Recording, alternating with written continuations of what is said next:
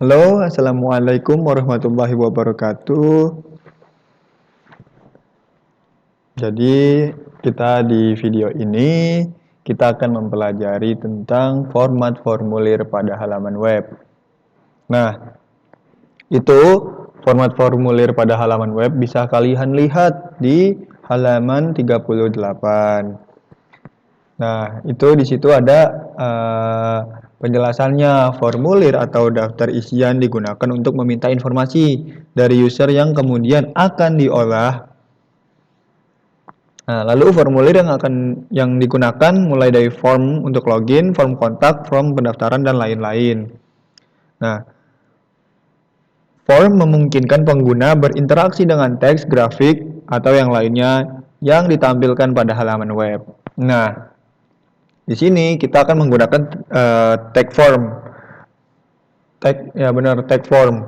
Nah, untuk itu kita bikin kerangka HTML-nya dulu. Nah, sudah bikin kerangka HTML-nya, lalu di sini kita buat titelnya yaitu input data. Nah, di sini ingat yang saya ajarin kemarin, titel itu untuk ini untuk kepala di web nih, yang biasa kalian lihat kursor saya nih, pasti pas kalian buka browser ada tuh nama-namanya, misalnya Facebook dan lain-lain. Nah, jangan lupa kita bikin tag form tersebut di body. Ingat, harus di dalam body. Nah, kita menggunakan tag form. Nah, di sini udah ada.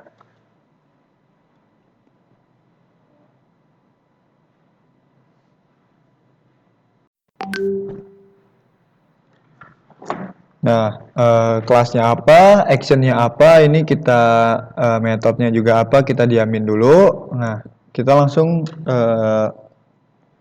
nah, ini ada penjelasannya tentang tag form ini nih. Sebuah form dalam HTML harus berada di dalam tag form. Nah, yang diawali dengan form. Gitu, ini WA nih ganggu juga nih. Hilang aja. Nah,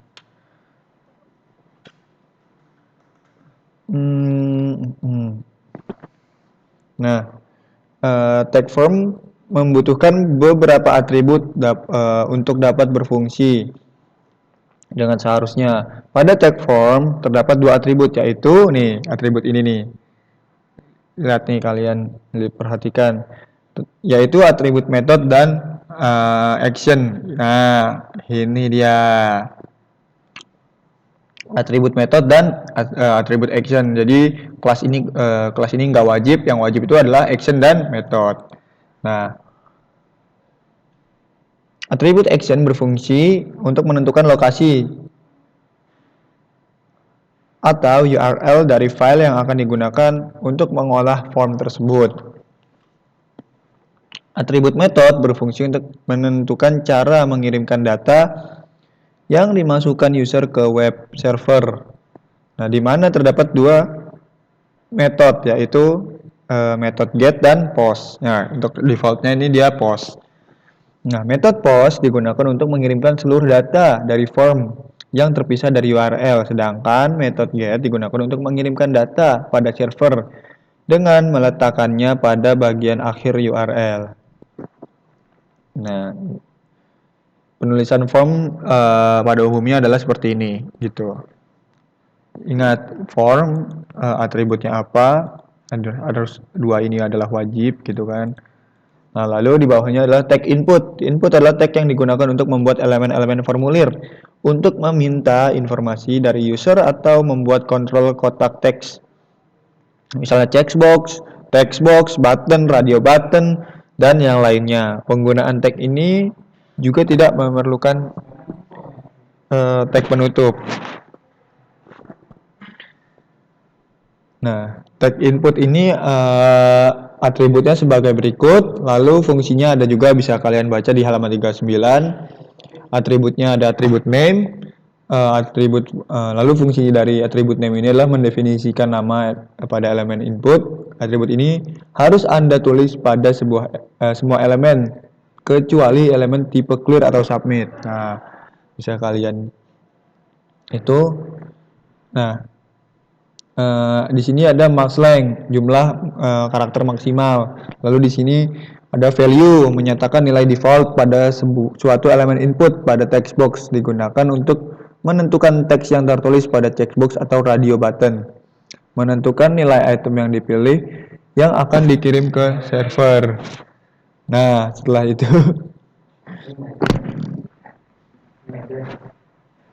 eh, server tadi mana?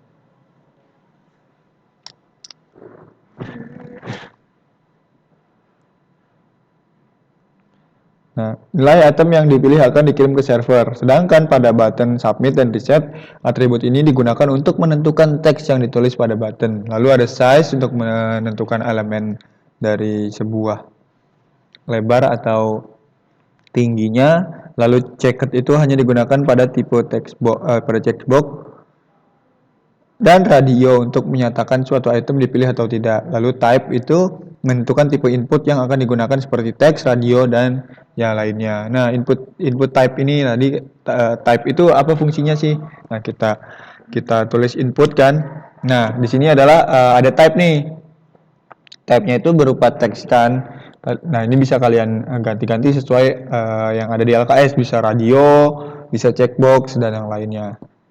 Itu bisa type-type-nya bisa kalian lihat di W3 School, misalnya input type HTML W3 School.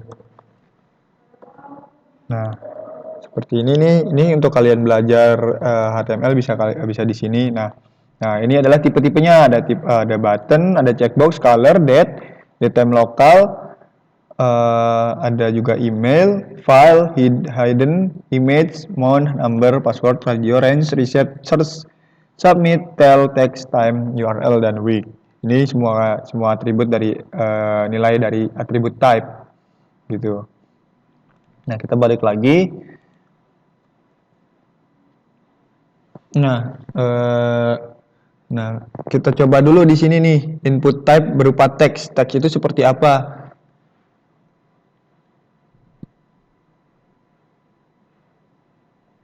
Hmm.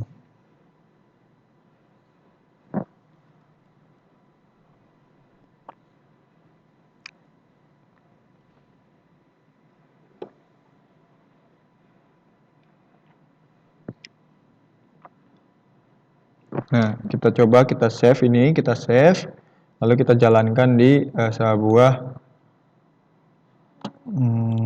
file download, lalu ini input HTML. Nah, di sini muncul kan sebuah kotak inputnya. Nah, ini adalah disebut import dari sebuah form. Dari sebuah form. Sebentar saya minum dulu.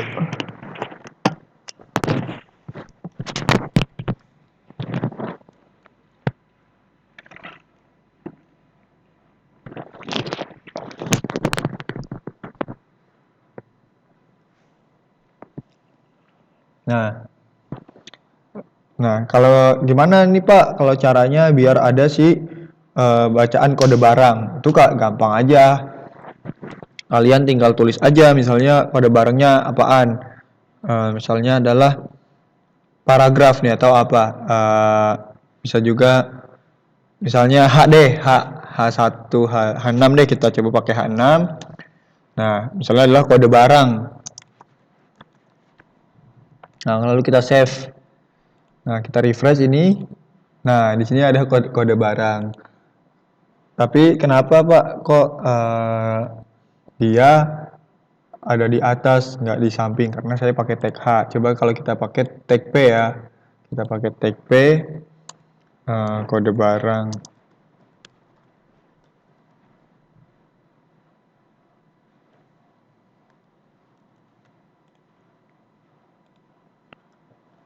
Tetap di atas.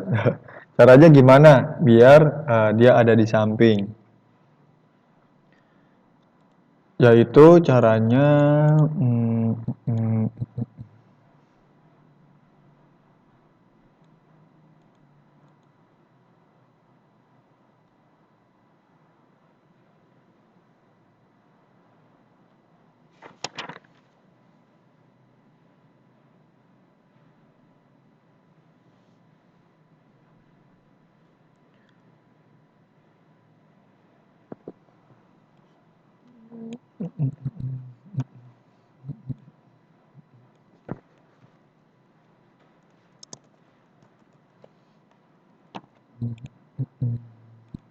Nah, jadi caranya seperti ini. Tidak, eh, nggak usah pakai tag apa-apa gitu. Jadi ini gunanya form yaitu seperti itu. Kalau misalnya kalian ingin input, jadi nah di sini adalah type-nya adalah text, lalu untuk penamaan di sini name-nya itu apa? Kalian bisa lihat di halaman 39 tuh di tabel yang paling atas. Name itu gunanya untuk apa sih? Yaitu mendefinisikan nama pada elemen input. Atribut ini harus Anda tulis pada semua elemen. Nah, berarti kita tulis aja di sini name. Coba name lalu value-nya apa? Value itu apa sih? Menyatakan nilai default. Hmm, hmm. Nah, menyatakan nilai default. Nilai defaultnya seperti apa? Yaitu value. Coba kita save lagi. Kita coba untuk, nah, maksudnya nilai default itu seperti ini. Nah, jadi di dalamnya ada nilai yang apa namanya uh, tercantum langsung lah. Tuh, ini adalah value-nya. Nah, bisa juga kalian kalian kosongin. Kalau kalian kosongin kan kayak tadi form apa sih inputnya kosong gitu kan tuh. Nah, terus kalian misalnya nanya nih, gimana sih Pak kok bisa Pak di halaman 39 kode barangnya bacanya tebal gitu kan. Coba kita ganti ke tebal. Nah, itu pakai tag B.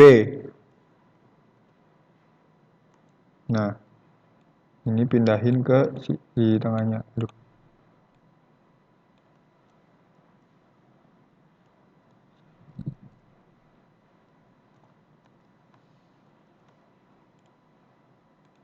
Nah, di tebal. B itu apa artinya? Yaitu bold untuk menebalkan huruf. Aduh. Nah, jadi seperti ini bisa kalian spasi juga. Nah, seperti ini gitu kan kode barang misalnya seperti apa. Lalu di sini kita coba input type-nya yaitu password. Nah, kalau bedanya teks dengan password, kalau teks dia muncul. Nah, sedangkan kalau password itu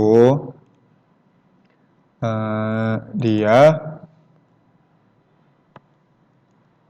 nah kita save, lalu kita ini, nah pas diketik dia tidak tampil karena tipenya itu yaitu password. Nah, tadi kita udah lihat di W3 School ada banyak nih, kita coba salah satunya adalah email gitu kan. Salah satunya adalah email, kita coba lagi email. Nah, kita save. Nah, kita refresh lagi di sininya nih. Nah, ini adalah untuk input data berupa email. Tuh. Nah, seharusnya di sini ada perubahan. Nah, misalnya kayak kalau nggak bukan email dia adalah merah. Biasanya seperti itu. Tapi untuk ini kita coba lagi tab-nya adalah checkbox. Gitu kan, checkbox lalu value-nya adalah value. Nah, di sini adalah checked. Nah, seperti itu.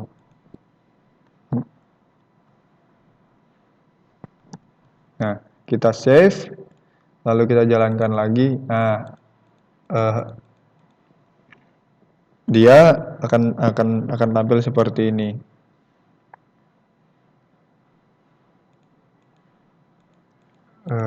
Berbentuk checkbox.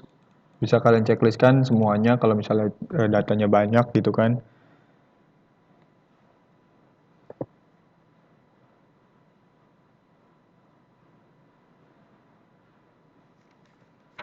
Nanti contoh tampilannya akan seperti ini. Gitu. Kalau ini kan nggak ada ininya. Gimana Pak biar si value-nya itu ada gitu. Sini saya ganti ini contoh misalnya value-nya, aduh,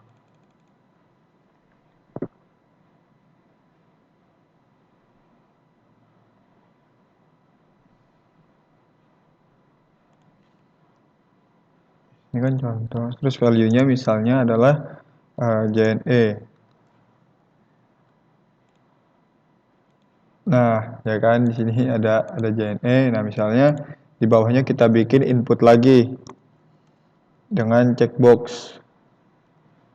Nah, name-nya adalah name, value-nya adalah kosongin aja, lalu jangan ceket, kita ini adalah JNT misalnya. Nah, kita save. Nah, dia akan tampil lagi harusnya. Nah, seperti ini. Kenapa Pak? Kok ini di samping? Gitu. Nah, di samping karena dia tidak menggunakan tag BR. Harusnya digunakan tag BR seperti ini agar dia berada di bawah. Nah, seperti ini. Harusnya ini di BR juga ya, kode barangnya. Biar semuanya aman. Nah, tapi nggak usah dipermasalahin. Intinya kalian tahu input checkbox seperti apa, input radio button seperti apa. Kita lanjut lagi ke radio button. Kita coba di sini adalah radio. Nah, lalu di sininya apa ini?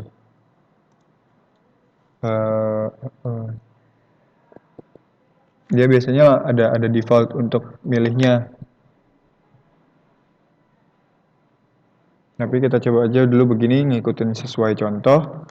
Kita save, setelah itu kita refresh. Nah, di sini ada value dari radio buttonnya. Kayak gitu.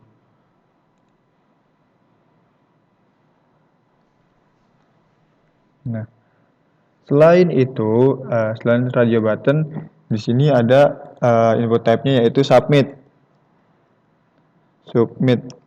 Submit ini dia berupa button atau tombol, gitu kan. Dia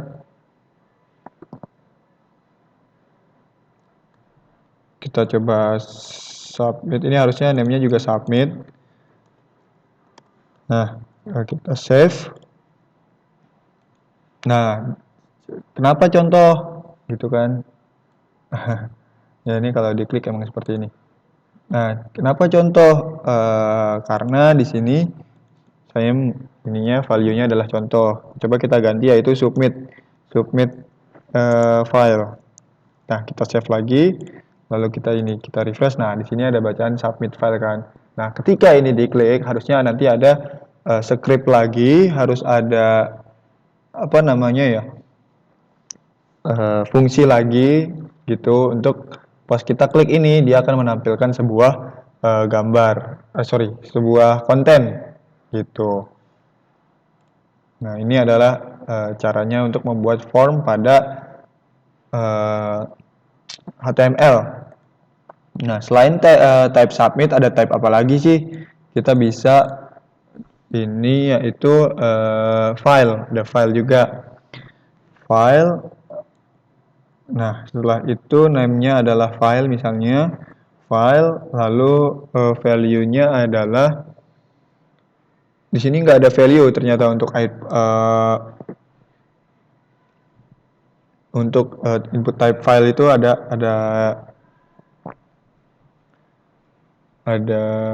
nggak ada yang namanya value, sorry.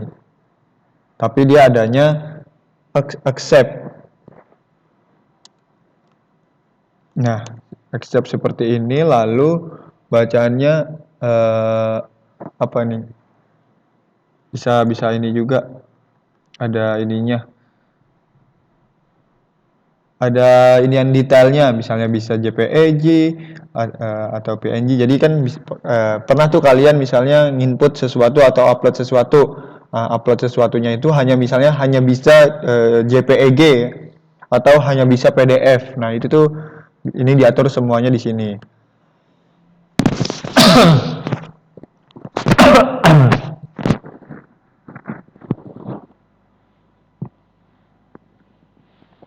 Nah, semuanya diatur di sini, bisa gambar atau video gitu, atau teks, atau Microsoft Word atau Microsoft Excel, PDF. Nah, misalnya saya mau file yang diterima adalah PDF saja, misalnya.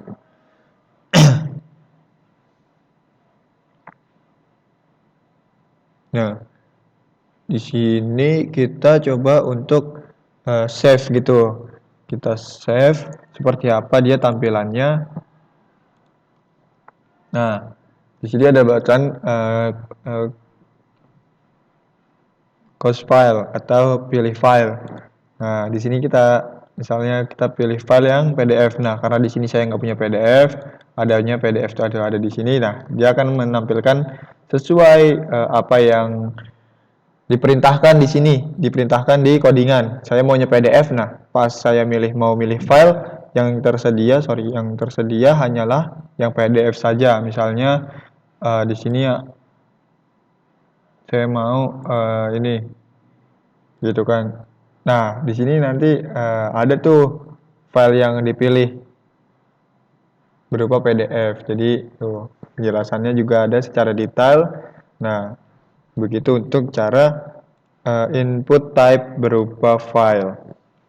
Nah, di bawahnya ada bacaan lagi nih. Setiap input dalam form harus ditambahkan atribut name agar dapat diproses oleh web server nantinya. Di dalam halaman proses, nilai dari atribut name inilah yang akan menjadi variabel dari form. Contohnya yaitu misalnya ini adalah file kan, makanya di sini saya namain file. Kalau misalnya di sini adalah teks gitu kan. Nah, di sini penamaannya yaitu misalnya username. Nah, misalnya di sini kita tulis masukkan username. Masukkan username. Nah, lalu di bawahnya lagi kita gunakan tag B atau tag bold gunanya untuk mempertebal sebuah kalimat atau sebuah kata-kata yang ada di dalam sini, tag bold itu. Nah, di sini kita masukkan password. Nah, terus habis itu udah kan, di sini jangan lupa input type-nya di ini. Nah, di sini kita gunakan type-nya adalah password, lalu namanya adalah pas aja misalnya, atau sebuah kata sandi, gitu.